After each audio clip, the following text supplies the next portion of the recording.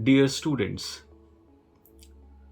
today I will be sharing with you my knowledge and experience about civil services examination conducted by UPSC. Those civil services aspirants who opt for sociology as their optional subject must first need to understand the difference between sociology as an academic discipline and sociology as an optional subject. Students, though sociology is relatively a newcomer in social sciences, but over the last 150 years or so, it has accumulated a vast body of concepts and theories. Anything and everything that is related to human life and society becomes sociologically relevant. So, the scope of the discipline of sociology is indeed very vast. Students pursuing various academic courses in universities across the globe tend to study sociology in more depth and breadth. But civil services aspirants have to complete the syllabus of sociology within a span of 3 to 4 months. Thus, it is important that they study sociology selectively and systematically. Their main aim should not be to master the sociology discipline. Rather, they should aim for knowing and understanding sociology adequately so that they can complete their paper in the main exams. Being a faculty of sociology at University of Delhi and also being a former civil services aspirant, I think I have some idea about the difference between sociology as an academic discipline and sociology as an optional subject. In order to understand the requirements for preparing sociology as an optional subject, we need to first look at the evolving and changing nature of civil services examination. I remember in 2002 when I first wrote my mains. During that time, we used to get 60 marks question as the long question and 20 marks question as the short one. But in the current scenario, we see that we are getting a 20 marker question as the long question, while 10 marker question as the short question. This drastic shift in the nature of questions and the marking scheme has a very important message for us, and that is that UPSC is now not interested in judging a candidate in terms of how much he or she knows about sociology. In other words, UPSC is not interested in the content part of your answer. Rather, in my view, what UPSC is more interested in contemporary times is the analysis part, the analysis skills of the civil services aspirants. That is why they have drastically reduced the marks of the respective questions that are being asked in contemporary examination. So, students, we need to shift our focus from collecting more and more information, collecting more and more content, reading more and more sources to studying adequate amount of sociological concepts and theories and then trying to imagine and think about those concepts and theories sociologically in the context of contemporary societies. That is what is the analysis on our part. So, the success mantra for civil services examination would be worry less about content and focus more on analysis. Read less, think more. Write less, convey more. So when I say that worry less about content and focus more on analysis, what I mean is that on every subtopic of the syllabus, you should have maximum of 3 to 4 important points. That's it. You don't need 10 or 20 points, to score well, because you will never have the time to write those 10 or 20 points in a 10 marker or a 20 marker. So prepare according to the requirement of the examination. Prepare sociology according to the marking scheme. Prepare sociology according to the time available during the examination. I am sure if you would have practiced some of the previous year's question, you would have realized the constraints of word as well as time. I am sure any beginner would struggle to complete the question or the question paper in the given time limit or word limit. So students, this is my suggestion that you stop worrying too much about the content. On every subtopic that is mentioned in the syllabus, just identify 3 to 4 important points which you can elaborate with the help of some sociological case studies or some sociological examples from the contemporary scenario. So this is what I mean by worry less about content. When I say focus more on analysis, I mean that you should try to analyze a given concept or a theory in two ways. One is comparative analysis, another is contemporary analysis.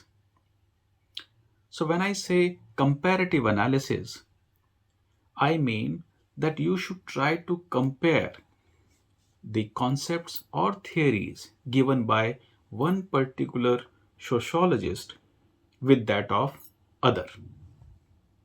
When I say contemporary analysis, I mean that you should try to contextualize the concept, the theory, or the question that has been asked from the contemporary perspective.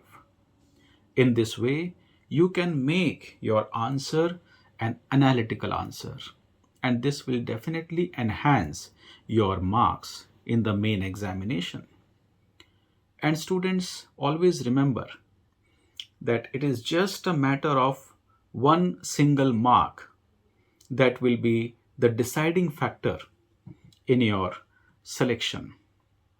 It is just one single mark that will be the deciding factor in your rank. So actually, in a competitive examination like civil services examination, you are competing with the rest of the candidates for just one single mark. You need only one mark more than your competitors, and you will get your passport to Missouri. And when I say read less, think more, what I mean is that you should try to narrow down your sources, and you should try to contextualize whatever you read from those limited authentic textual sources, you should try to link it to contemporary developments. Okay, so you should think more. You should see that why a certain concept or a theory is more relevant or less relevant in contemporary times. All right, this will further boost your analytical skills. And when I say write less and convey more, I am suggesting you to be a little smarter at answer writing. When I say to be a little smarter, what do I mean by that? To be smart at answer writing means, given the limited time that we have, we should try to put certain ideas, certain insights in our answer without explaining them, so that the examiner gets a feel that we have a comprehensive understanding about a given concept or theory, both in comparative sense as well as contemporary sense. And he would recognize the fact that because of the limitations of time and word, we could not elaborate on those aspects. So, by writing less in the answer, by just dropping certain hints, we are actually conveying more to the examiner. This is what I mean. I am sure when you will practice, things will become more clearer to you. Students, I have identified four important aspects which you need to focus when you take up sociology as your optional subject. I call them as 4 C's. The first is conceptual clarity. You must focus on a thorough conceptual clarity. Without a thorough conceptual clarity, it would be difficult for you to move forward in sociology or in any other subject. So, the first most important thing is conceptual clarity. For that, I strongly suggest you to prepare sociology under the guidance of a good mentor. I do come across students who tell me that they are preparing their sociology optional subject on their own.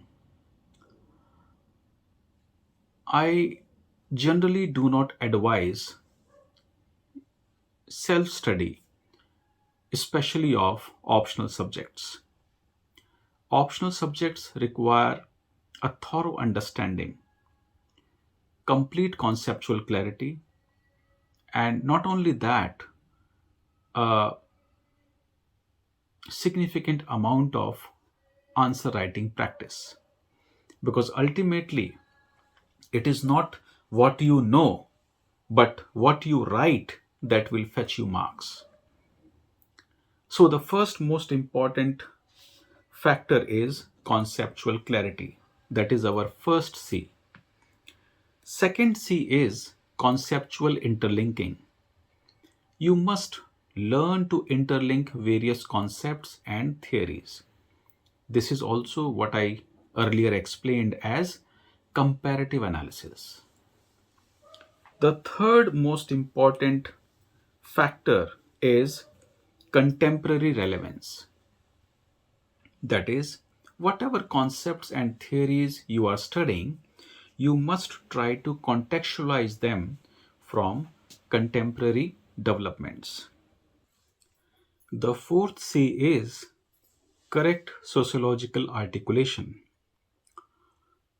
Dear students, I personally feel that every subject has its own vocabulary and language.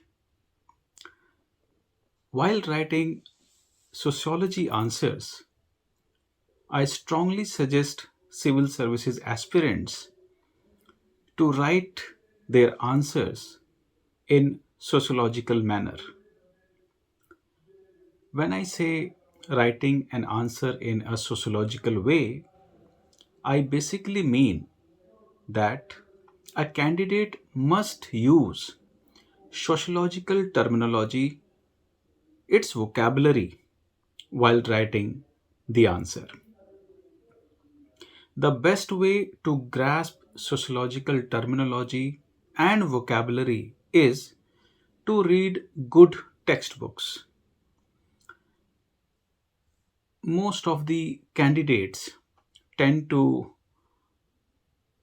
run after shortcuts in sociology. They generally refer various guides or the notes of various coaching institutes to prepare for their sociology optional. I strongly suggest you against such practice. Please don't do that. If you are a really serious civil services aspirant, then the best way to develop a sociological language is to read some good textbooks in sociology. You can start with my own textbook, which has been recently published by Routledge, and the South Asia edition has recently been released in India. This is the title: Introduction to Sociology Concepts and Theories. In this book, I have tried to simplify some of the concepts and classical theories in sociology. Along with this book, you can also read a book on sociology by Haralem Boss, the small orange color book. So, when you read these books over and over again, you will develop a taste for sociological language. You will come to realize how to articulate certain argument using sociological terminology, like when to use the term social structure, when to use the term social action, when to use the term culture, when to use the term social institution. So, the conceptual clarity around these basic concepts and their frequent revision will enrich your sociological vocabulary, and it will give you confidence in answer writing. So, my dear friends, there is no shortcut to scoring high in sociology. You will have to read good quality textbooks as many times as possible. So, when I say correct sociological articulation, I not only mean that the sociological answer need to be written in a proper sociological language with proper sociological vocabulary. I also mean that the answer must be structured properly. Now, in my book, Introduction to Sociology Basic Concepts, on page number 47, I have drawn a diagram which explains the art of answer writing. I hope you all will agree that mere knowledge of sociology is not sufficient to score high or to qualify any exam. You must also perform well in the exam in order to score better. If you follow a dialectical approach of answer writing, which I have discussed in detail in my book, then you will realize that how your answers will become more structured, and more qualitative and analytical as compared to the answers of other aspirants. So now I will be briefly discussing with you that how we will apply dialectical approach in answer writing. Students, as you can see in this diagram, that there are two important axes. On the x-axis, I have mentioned line of argument. By line of argument, I mean the structure of the answer. So I generally suggest you to divide the answer into four parts. That is introduction, thesis, antithesis, and synthesis. In the introduction, we should try to define or explain the meaning of the concept that has been asked in the question. Or if the question so demands, we can also contextualize the main argument of the question in the introduction itself. Please try to keep the introduction as general as possible so that we can come to the main arguments, main sociological arguments in the thesis and antithesis part. In the thesis, generally I suggest students to write the arguments in favor of the concept or theory that has been asked in the question. Now, even if the question is not asking you to critically examine certain concept or theory, yet I personally feel and I strongly suggest you that in the antithesis you must mention one or two points. Dear students, when you give some criticism of the concept or theory asked in the question, it will give an impression to the examiner that you have a comprehensive understanding of sociology. Always remember, antithesis does not always mean arguments against the concept or theory which you have discussed in thesis. Antithesis must be seen as a separate component, a separate part of your structure of your answer. It can also mean alternative theories or alternative arguments on the main concept or theory that has been asked in the question. Now, coming to synthesis. In synthesis, we generally try to conclude our arguments. While concluding the argument, I suggest to students that they must use academic language. They must try to conclude the answer of any question on the basis of what various academicians or sociologists have said or observed. This will help us to conclude our answer in a more balanced way. I generally suggest to students that in the concluding remark, in the synthesis, they should avoid giving their own personal opinion or judgments. So, when you have written an answer as per this line of argument, your answer appears more structured, coherent, logically related, and also very meaningful.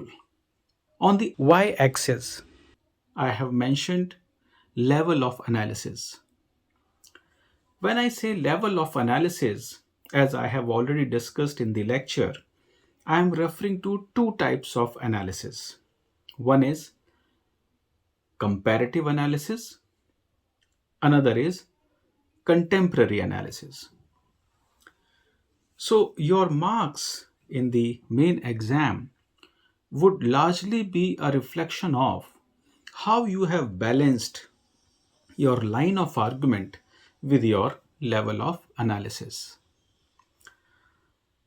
I am sure that as you start practicing more and more answers, you will understand the importance of both these dimensions of answer writing in sociology.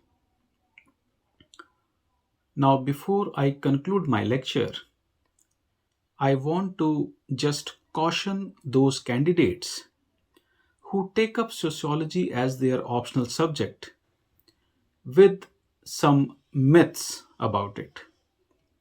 I want to demystify sociology as an optional subject.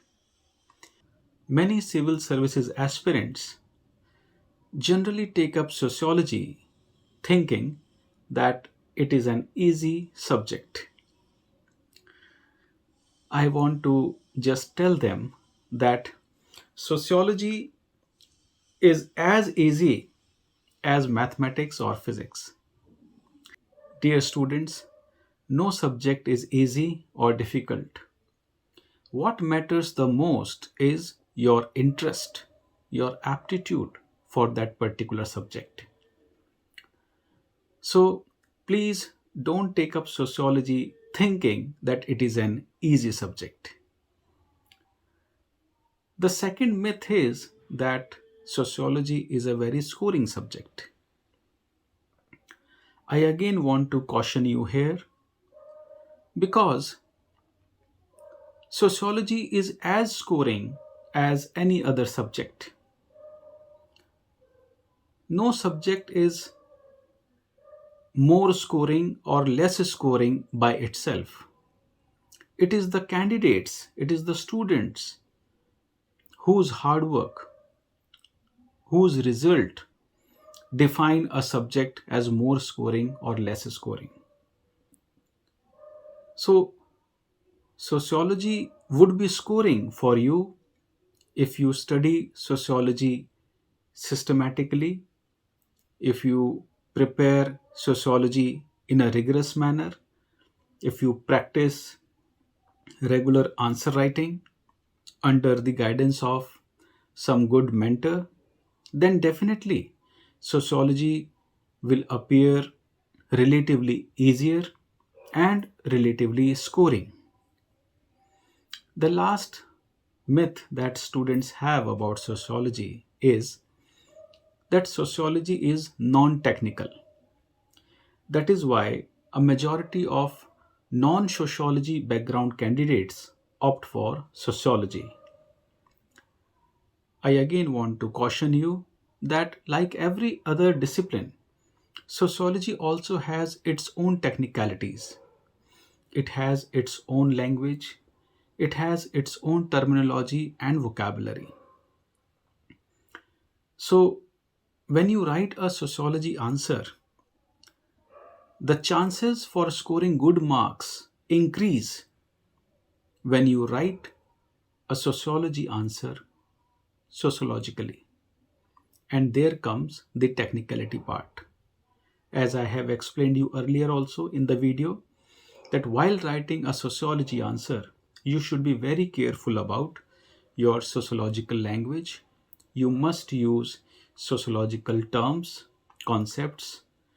You must mention sociological thinkers and their case studies in your respective answer. With that, I would like to conclude my lecture today. I would like to wish all the civil services aspirants best of luck in their endeavor for pursuing a career in civil services. All the best. Thank you.